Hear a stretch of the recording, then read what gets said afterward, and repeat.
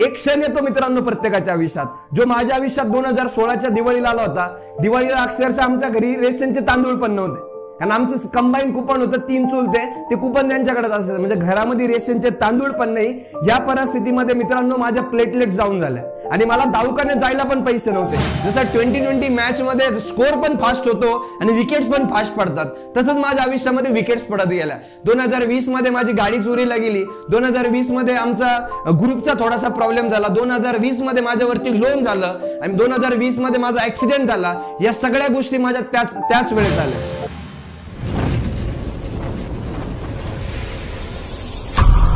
नवनवीन मोटिवेशनल व्हिडिओसाठी live story subscribe करा. कबुतरालाही गरुडाचे पंख लावता येतीलही कदाचित, पण गगन भरारी घेण्याची जिद्द ही ज्याच्या त्याच्या रक्तातच असावी लागते आणि याच म्हणीला चुकीचं टणवणारा माझा प्रवास आहे. नमस्कार, मी Nilesh Jadhav, founder and CEO of graduate गुळाचा चहा.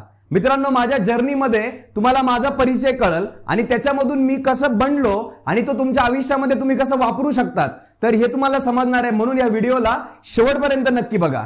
तर मित्रांनो, माझा जन्म अशा ठिकाणी झाला जिथं इंटरनेट देखील नव्हतं. राहता तालुक्यातील गणेशनगर येथील माझा जन्म झाला. एकदम साधारण परिस्थिती होती, कारण माझी आई शेतमजुरी करायची आणि वडील माझे गवंडी काम करायचे. पण सुरुवातीपासून स्वप्न फार मोठे होते आणि बघा, जसे लहानपणी प्रत्येकाचे स्वप्न बदलत असतात तसे माझे पण स्वप्न बदलत असतात.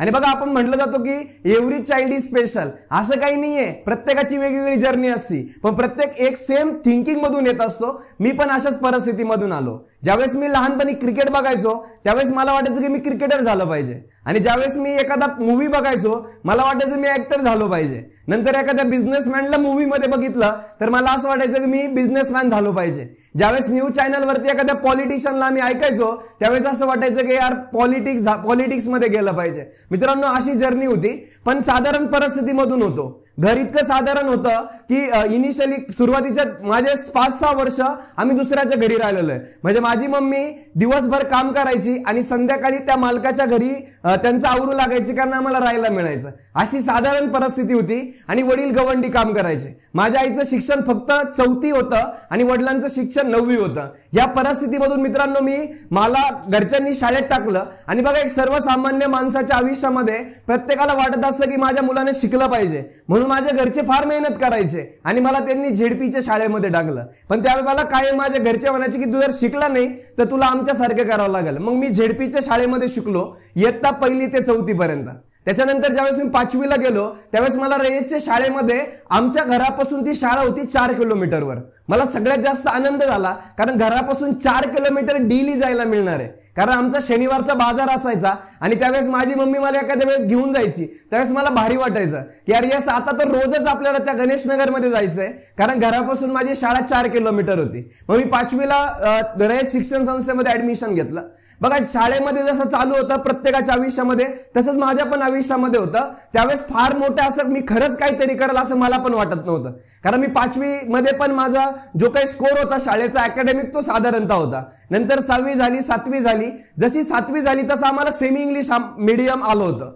त्यावेळेस मग मी 8वीला सेमी इंग्लिश मध्ये गेलो आणि त्यावेळेस जरा सगळे हुशार मुलं तिथं आले होते आणि मग मला असं वाटायला लागलं की यस, मी करू शकतो. आणि मग मी त्या मुलांना बघायला लागलो. पण मला असं वाटायचं की यार हे मुलं फार हुशार आहे, हे फार पुढे जातील आणि मी एवढं जास्त काही करू शकणार नाही, कारण माझा अकॅडमिक स्कोर कधी 70च्या वरती आला नाही.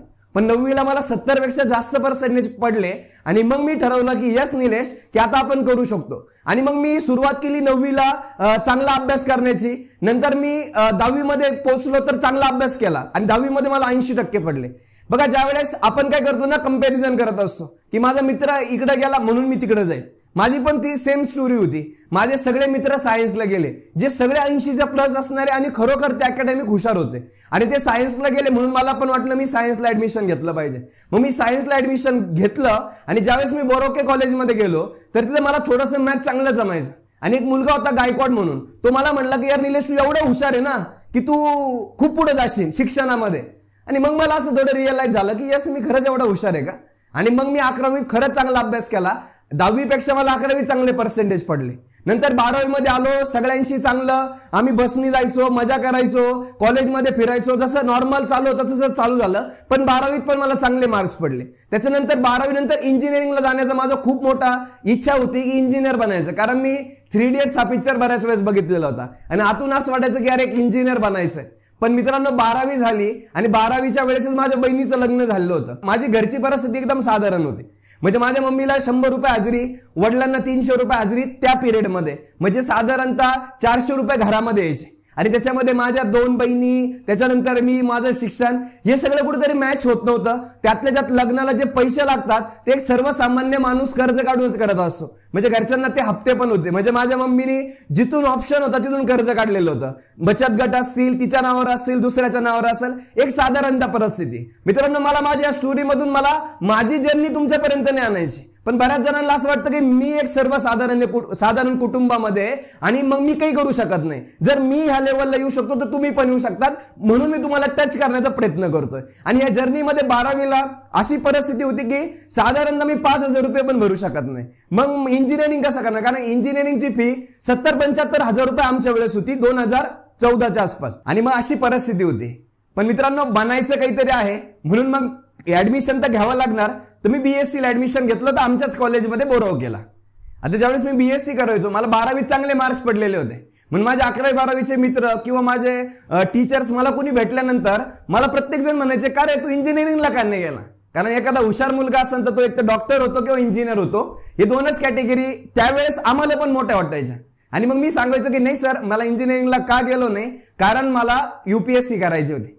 मित्रांनो आतून आज पण आवाज निघत नाही की मी यूपीएससी करू शकतो, आणि त्यावेळेस पण निघत नव्हता. पण काहीतरी मनाला समाधान भेटल त्यासाठी मी असं सगळ्यांना सांगायचो की यस मला आता यूपीएससी करायची. आणि मी ट्राय केला होता की यूपीएससी करू. मग त्या पिरियडला मी थोडेसे बुक्स वाचायला सुरुवात केली. आणि मग असं ऐकलं होतं की यूपीएससी करत असताना की ह्या जर्नीमध्ये आपल्याला रीडिंग फार जास्त करावं लागतं.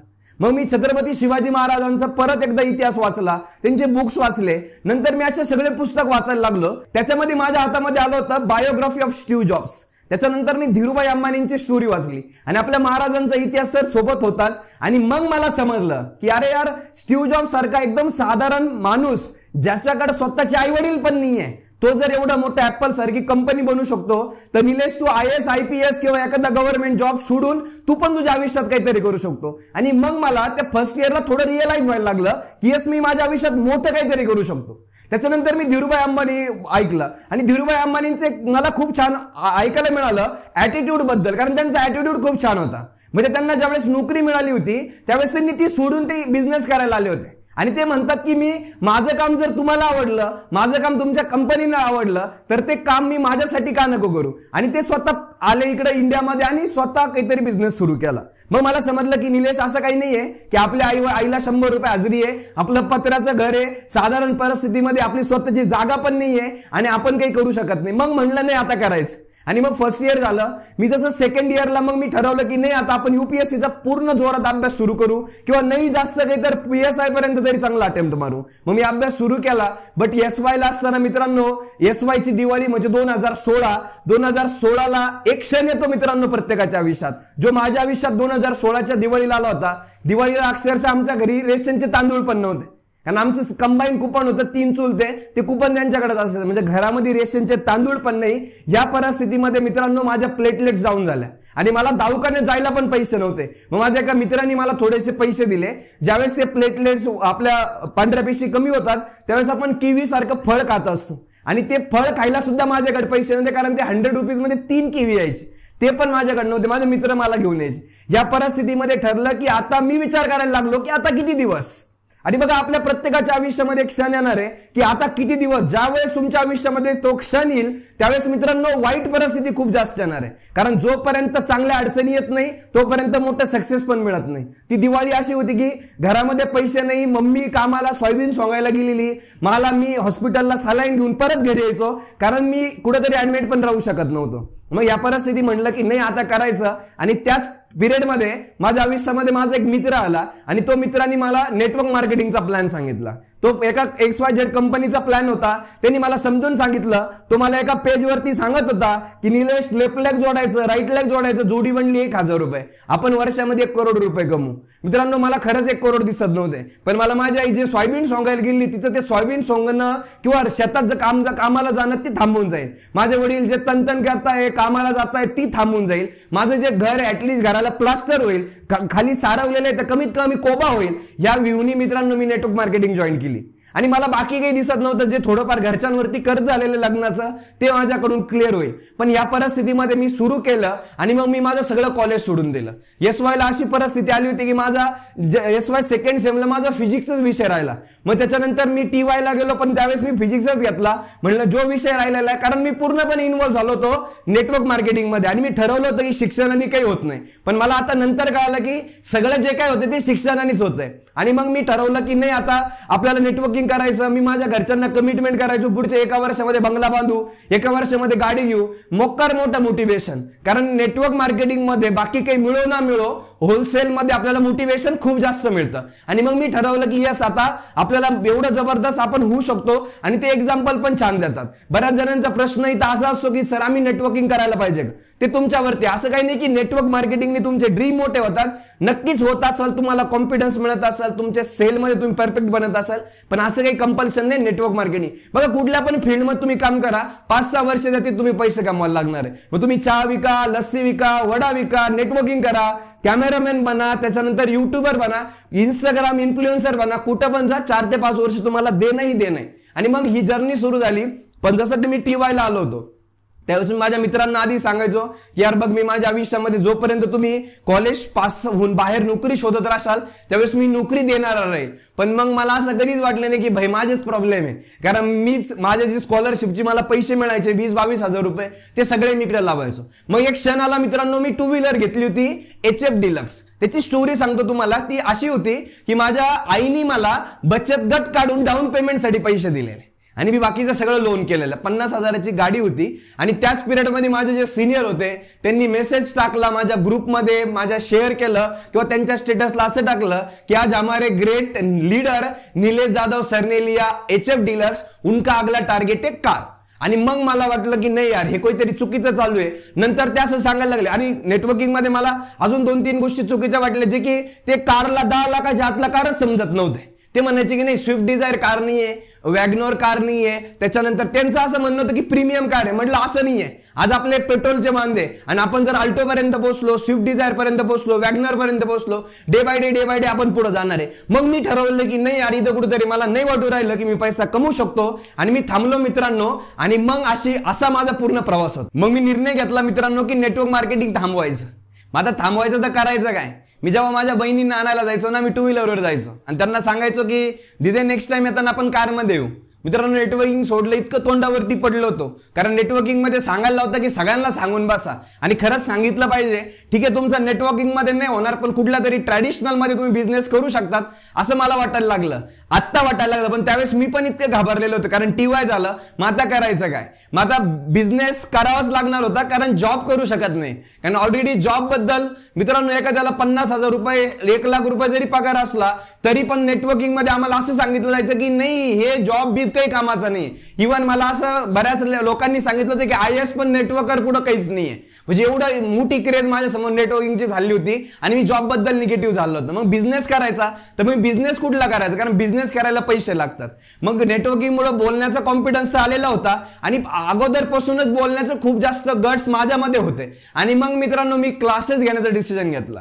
आता क्लासेस घेणार तर हा खूप मोठा प्रश्न होता, कारण क्लास घ्यायचा त्यासाठी अभ्यास करावा लागणार. कारण ऑलरेडी एज्युकेशन बद्दल निगेटिव्ह, सगळ्याबद्दल निगेटिव्ह झालं होतं. पण मित्रांनो, जर्नी स्टार्ट करताना परत आपल्याला तिथंच यावं लागतं. म्हणून मी सांगितलं ना, एज्युकेशन हे मस्ट आहे. एज्युकेशन घ्यावंच लागणार. एज्युकेशन कधी कुठे कामाला येईल काही सांगू शकत नाही. जे की माझ्या आयुष्यामध्ये 2017 ला मी क्लासेस सुरू केले. क्लास सुरू करायला मी माझ्या दाजींकडनं 7,000 रुपये घेतले होते. त्या 7,000 रुपयामध्ये मी 2,500 रुपये रेंट दिलं. मी काही पॅम्पलेट बनवले. त्याच्यानंतर मी बोर्ड घेतला. त्याच्यानंतर त्यावेळेस ते चॉक वगैरे होते, ते चॉक वगैरे घेतले. खाली मुलांना बसण्यासाठी सतरंजा वगैरे घेतला. माझे पैसे संपून गेले. आणि मग मला जो बोर्ड लावायचा होता, जे फ्रेम बनवायलाच माझ्याकडे पैसे नव्हते राहिले. मग मी आमच्या तिथला एक रेप्युटेड क्लास आहे, त्या क्लासच्या आमच्या घराच्या तिकडे होर्डिंग लावलेला असायच्या.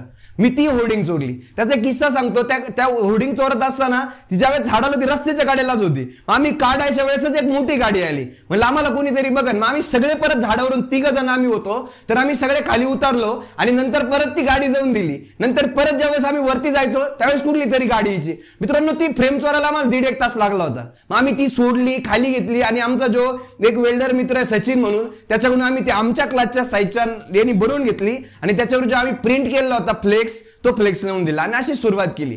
सुरुवातीला 2 मुलं होते, ते पण क्लासच्या ओनरचे होते आणि त्यांना शिकवायला पण त्यावेळेस पण मी त्यांना तेच सांगितलं होतं, आज आपल्याकडे 2 मुलं आहे, 2 चे 4 होतील, 4 चे 8 होतील, 8 चे 16 होतील, 16 चे 32 होतील, 32 चे 64 होतील, 64 चे 128 होतील. आणि मित्रांनो, खरंच नेक्स्ट इयर पर्यंत माझे 128 पर्यंत मुलं झालेले होते. आणि या जर्नीमध्ये मला कुठेतरी असं वाटत होतं की यार निलेश, तू काहीतरी मोठं बनण्यासाठी आलेला आहे. आणि त्याच पिरियडमध्ये माझ्या आयुष्यामध्ये बिल गेट्सचं बुक हातामध्ये आला. बिल गेट्सचा मी मूवी पण बघितला आणि त्याच्यातून मला असं रिअलाइज झालं की यार बिल गेट्सनी जे मायक्रोसॉफ्ट बनवलेलं आहे, ते मायक्रोसॉफ्ट असं बनवलेलं आहे की त्याच्याशिवाय आपण काही इमॅजिन पण नाही करू शकत आणि एवढी वर्ल्ड वाईड एवढं मोठं काम करतोय. आणि त्यावेळेस बिल गेट्स म्हणत होता की जे गेट्स फाउंडेशन आहे की आम्हाला या जगामधून मलेरिया हटवायचा आहे.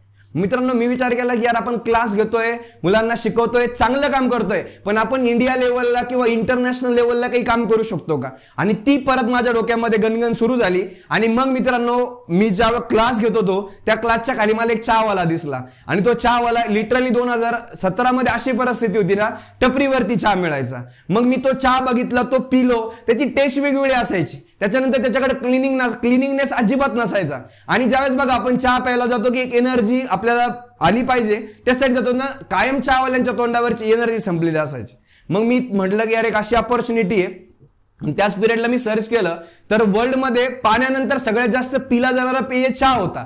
मग मला क्लिक झालं की निलेश, हा एरिया आहे, या एरियामध्ये तू जर प्रॉपर प्लॅनिंग केलं, प्रॉपर एक्झिक्युशन केलं तर तू चेंज करू शकतो, जे की कल्चर वाईज कस्टमरला पण फायदा होईल आणि बिझनेस वाईज तुला पण फायदा होईल. मग मी ठरवलं की नाही, आता मला चेंज करायचं, चहामध्ये उतरायचं. आणि जेव्हा की मी चहाचा विषय सांगायला लागलो, सगळे हसायला लागले. मी माझ्या मित्रांना सांगायचो की आपण चहाच्या माध्यमातून गाडी घेऊ, चहाच्या माध्यमातून विमानाने फिरू, चहाच्या माध्यमातून खूप सारं गोल्ड घेऊ, चहाच्या माध्यमातून आपण फिरायला जाऊ. मित्र माझे हसायचे मला आणि माझे मित्र मला म्हणायचे की तुझी ज्यावेळेस कार येईल ना त्यावेळेस आपण तुझ्या कारमध्ये फिरू. म्हणजे ही सगळी जर्नी होती. त्याच्यानंतर काही रिलेटिव्ह म्हणायला लागले की आता बघा, एवढा मोठा शिकला, चांगले क्लास सेट झाले होते, सगळं झालं होतं, आता हा पोरगा चहा विकणार. आणि हा विषय हा समाजासाठी पण खूप मोठा विषय झाला आणि सगळे हसायला लागले होते. काही जण तर मला असं म्हणायला लागले होते की तुला लग्नासाठी मुली पण भेटणार नाही.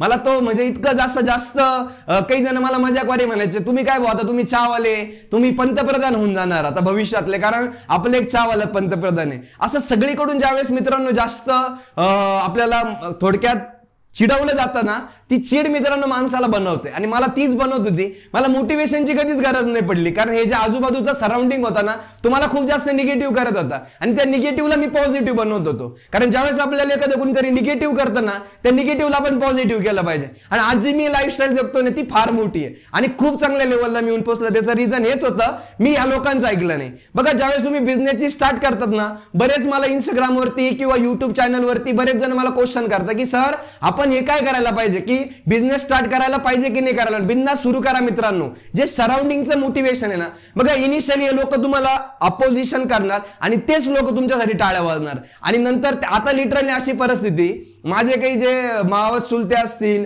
हे मला ज्यावेळेस आता मला कॉल करतात आणि मला म्हणतात की मला नाही, तो आमचाच मुलगा आहे.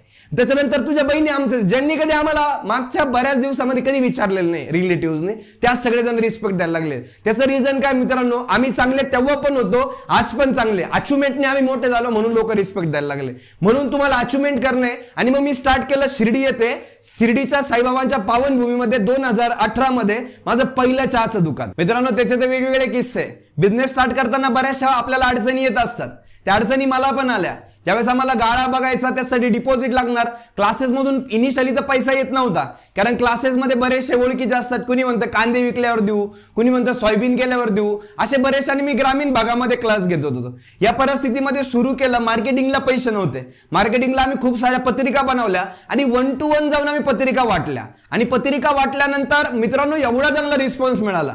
पण ज्यावेळेस मी जे काम करत होतो ना मित्रांनो, ते माझे घरची परिस्थिती बदलायची याच्यासाठी करत होतो. आणि ज्या रेसिपी होत्या ना त्यासाठी आम्ही एक सेट फॉर्म्युला केला होता की मोजून करायचं. म्हणजे साखर किती टाकायची, चायपत्ती किती टाकायची, मसाला किती टाकायचा, आणि त्याच्या पॅकेट मी घरी भरायचो. आणि माझ्या वडील लिटरली मला इतक्या शिव्या द्यायचे, कारण मी ऑलरेडी चांगले क्लासेस घेत होतो आणि त्याच्यामध्ये माझा डिसिजन चालू होता. अक्षरशः मित्रांनो मी बऱ्याच वेळेस रडायचो. बऱ्याचशा वेळेस वडिलांचे बोलणे ऐकून, समाजाचे टॉर्चर ऐकून, किंवा मी खरंच माझा डिसिजन चुकतोय का हे बघून मला बऱ्याच वेळेस रडू पण यायचं. ज्यावेळेस मी घरी यायचो तर त्यावेळेस मी घरी रेसिपी बनवायचो घरच्या काट्यावरती. मी घरी काटा आणलेला होता. अक्षरशः माझ्या डोळ्यातून पाणी पण यायचं, कारण वडील एवढे बोललेले असायचे तर ज्या पॅकेट होते ना त्या पॅकेटवर माझ्या डोळ्यातलं पाणी पडलेलं असायचं. आणि हा स्ट्रगल नव्हता, हे माझ्यासाठी जे आता आनंद अश्रू आहे ना की मी ह्याच्या लेवलला पोहोचलो, त्याच्यासाठी मला खूप मदत झाली. कारण त्याच्यातून मी जेवढं बनत गेलो, आज मला किती मोठा प्रॉब्लेम आला तर काही वाटत नाही. आणि मग सुरू झाला मित्रांनो, मग एक फ्रँचायझीची 2 करायच्या, 3 करायच्या, 4 करायच्या. पण त्याच्यासाठी आधी विचार केला की आपलं स्वतःचं आउटलेट खूप प्रॉपर करू. म्हणून 2019 मध्ये 1 जानेवारी 2019 ते 31 डिसेंबर 2019 पर्यंत प्रत्येक दिवसाचं प्लॅनिंग ठेवलं. म्हणजे जानेवारी 2019 मध्ये कसा सेल येतो, फेब्रुवारी मध्ये कसा येतो, मार्च मध्ये कसा येतो, एंड पर्यंत बघितलं. तर मित्रांनो मे आणि जून आमच्या आयुष्यात असा आला की आम्ही लॉस मध्ये होतो. आमचा 20-20 हजार रुपये धंदा असताना आम्ही लॉस मध्ये होतो. रिझन हेच होतं की चहामध्ये उन्हाळ्यात सस्टेन होत नाही. मग त्याला बॅलन्स करायला आम्ही लस्सी आणली. मग 2019ला लस्सी लॉन्च केली. त्याच्यानंतर आम्ही ब्रँडचं नाव चेंज केलं. आम्ही केलं ग्रॅज्युएट चहा आणि लस्सी. मग सुरू केलं की आता सुरू करायचं. मग अजून एक आम्ही आउटलेट सुरू केलं आम्हाला प्रॅक्टिस करण्यासाठी की काय एक्झॅक्टली करणं. कारण बघा फ्रँचायझी बिझनेसमध्ये लोकांना फक्त पाडायचं नसतं, लोकांना बिझनेसमध्ये आणून त्यांना उभं करायचं असतं. आणि हे पहिल्यापासून आम्ही ठरवलं होतं. म्हणून आम्ही 2019 मध्ये एक पण फ्रँचायझी दिली ना, आमच्या स्वतःचेच टाकणे. 2020 मध्ये आम्ही फ्रँचायझी फायनल करण्याचा डिसिजन घेतला. आणि त्याच पिरियडला मित्रांनो मॅगडीचं आम्ही ज्यावेळेस मॉडेल बघितलं तर मॅगडी खूप जास्त कॉस्टली होतं. आणि मॅगडीचं आउटलेट होते 39,000 आउटलेट. म्हणजे जर मॅकडोनल्डचा जो ओनर आहे रे क्रॉक, त्यांनी ठरवलं असतं की प्रत्येक आउटलेटला व्हिजिट करायचं, तर त्याला सगळे आउटलेट व्हिजिट करण्यासाठी 105 वर्ष 2019 मध्ये 20 मध्ये लागले असते. विचार करा मग, जर हा माणूस करू शकतो तर चहा असा प्रोडक्ट आहे की जो पूर्ण जगामध्ये पाण्यानंतर पिला जाणारा प्रोडक्ट आहे, त्याला आपण तिथपर्यंत का घेऊन नाही जाऊ शकत. आणि याच व्ह्यूने आम्ही फ्रँचायझी मॉडेलमध्ये आलो. आम्ही आमचं मॉडेल खूप छान बनवलं की लॉक आम्ही देणार, त्याच्यानंतर मॅन पॉवरला ट्रेनिंग आम्ही देणार, त्यांना एज्युकेशन आम्ही देणार. पण जसं 2020 आलं, जसं 2020 मॅच मध्ये स्कोर पण फास्ट होतो आणि विकेट्स पण फास्ट पडतात, तसंच माझ्या आयुष्यामध्ये विकेट्स पडत गेल्या. 2020 मध्ये माझी गाडी चोरीला गेली. 2020 मध्ये आमचा ग्रुपचा थोडासा प्रॉब्लेम झाला. 2020 मध्ये माझ्यावरती लोन झालं आणि 2020 मध्ये माझा ऍक्सिडेंट झाला. या सगळ्या गोष्टी माझ्या त्याच वेळेस आल्या. आणि मित्रांनो एक प्रारब्ध असतं, कारण मला आता समजतंय की 3 वर्षानंतर की 2020 मध्ये जर कदाचित कोविड नसतं आलं, माझ्यावरती लोन नसतं झालं, माझी गाडी चोरीला गेली नसती, माझ्या ग्रुपचा प्रॉब्लेम झाला नसता, तर कदाचित मी या लेवलला नसतो. आणि हे प्रारब्ध असतं, कारण आपल्याला खूप मोठं देव परीक्षा बघत असतो, आपल्याला खूप मोठं द्यायचं असतं.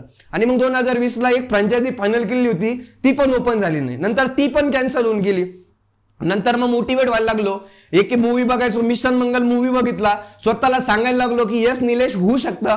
असं काही नाही की जर ते पोहोचू शकतं मंगळावरती तर आपण पण सिंपल, आपल्याला काय मंगळावरती नाही जायचंय. आपल्याला आपल्या परिसरातला व्यवस्थित राहून आपल्या घराला एक स्टेबल फायनान्शियली स्टेबिलिटी आणायची. या सगळ्या गोष्टी विचार करायला लागलो. पण लॉकडाऊन काही कमी होत नव्हतं. नंतर मी परत एक शॉप टाकलं बॅलन्स करायला.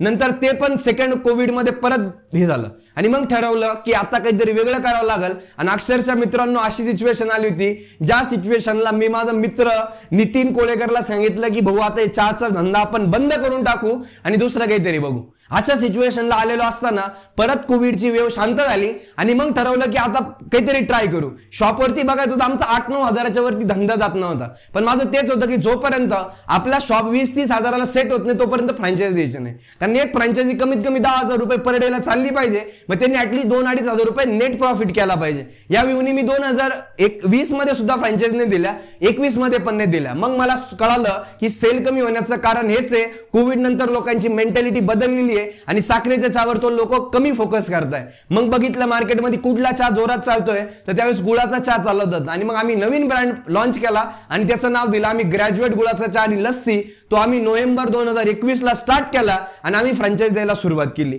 आणि आतापर्यंत आमच्या टोटल 345 फ्रँचायझी फायनल झाल्या आहे. त्यातल्या आमच्या 280च्या आसपास फ्रँचायझी ओपन पण झालेल्या आहे. ज्या मागच्या मग नंतर आम्ही 22 मध्ये खूप जास्त काम केलं, 23 मध्ये काम केलं. पण ज्यावेळेस आम्ही काम करता करता आम्हाला खूप सारे इन्क्वायरीज यायच्या आणि एका ठिकाणी आम्ही 2 चहाच्या किंवा 3 चहाच्या नाही देऊ शकत. तर मित्रांनो आम्ही आता जस्ट मिस्टर वडेवाला हा ब्रँड लॉन्च केला आणि इनिशियलीच आमच्या कारण आमचं ऑलरेडी मार्केट ग्रॅज्युएटचं सेट होतं आणि बरेचसे लोक आमचे बघा फ्रँचायझी बिझनेस मध्ये आपण सगळ्यांना काही जण सॅटिस्फाय काही जण सॅटिस्फाय नाही. काही लोक गावाच्या बाहेर घेऊन राहिले आणि मग एक्सपोर्ट करतात पैसे कमवून. असं नाही होणार आहे. आम्ही सांगतो त्याच ठिकाणी शॉप घ्या. आमचे बरेच फ्रँचायझी चांगले पैसे कमवत आहे. म्हणजे 20 पेक्षा जास्त फ्रँचायझी ओनर आमचे 1 लाखापेक्षा जास्त महिना कमवत आहे आणि 80 पेक्षा जास्त फ्रँचायझी ओनर हे 40 ते 50 हजारामध्ये अर्निंग करताय आणि आमची फ्रँचायझी बी आम्ही फार जास्त नाही ठेवली, नॉर्मल ठेवलेली आणि याच कारणामुळे आम्हाला मिस्टर वडेवाल्याला खूप चांगला प्रतिसाद मिळाला आणि आमच्या एका महिन्यामध्ये आमच्या 45 शाखा बुक झाल्या होत्या आणि आता आमच्या टोटल 53 शाखा बुक होऊन गेलेल्या आहे आणि त्याच्या कमीत कमी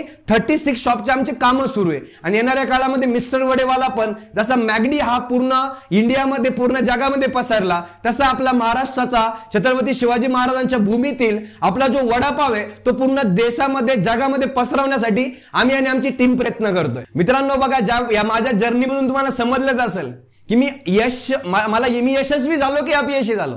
मग तुम्ही बघितलं असेल मी बऱ्याच वेळेस अपयशी झालो. असं नाही की डायरेक्ट यश आलं आणि डायरेक्ट कुणालाच कधी काही मिळत नाही. त्याला एक प्रोसेस फॉलो करावी लागते. बघा यशस्वी होण्यासाठी मी तुम्हाला काही गोष्टी सांगतो. 3 गोष्टी असतात. एक असतं तुमचा माइंड. तुम्ही तुमच्या माइंडला इनपुट कशा देताय तर माइंड तुमची थॉट प्रोसेस जनरेट करतं आणि थॉट प्रोसेस ज्याची चांगली असेल तो रिझल्ट पण चांगला देतो. बघा सेम आहे. तुम्ही निगेटिव्ह इनपुट तुमच्या माइंडला द्या तो थॉट प्रोसेस निगेटिव्ह बनवाल, रिझल्ट निगेटिव्ह होऊन जातील. म्हणून मित्रांनो असं काही नाही की प्रत्येक फर्स्ट अटेम्प्ट मध्ये तुम्ही यशस्वी होशाल.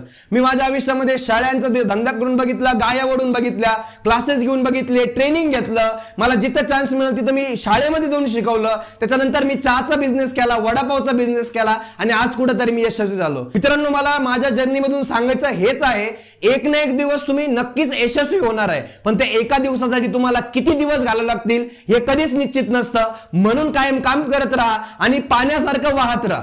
छोट्या छोट्या गतीनं का होईना वाहत राहा. एक दिवस तुमचा येईल आणि तुम्ही म्हणसाल की यस जे आपण दिवस दिलेले या दिवसांची सगळी भरपाई आपल्या हा दिवस करून येतोय आणि त्या दिवसासाठी काम करत राहा. आणि अजिबात स्वतःला असं कमी नका समजू की हा मोठा झाला तो मोठा झाला. आपण प्रत्येक जण माणूसच आहे. प्रत्येक जण काही ना काही करू शकतो. त्यांनी वेळ दिलेला आहे, त्यांनी टाइम दिलेला आहे. या गोष्टी तुम्ही पण फॉलो करा, तुम्ही पण सक्सेस होताल. आणि बघा ह्या जर्नी तुमच्यापर्यंत जे चॅनल पोहोचवत आहे ते लाईफ स्टोरी मराठी.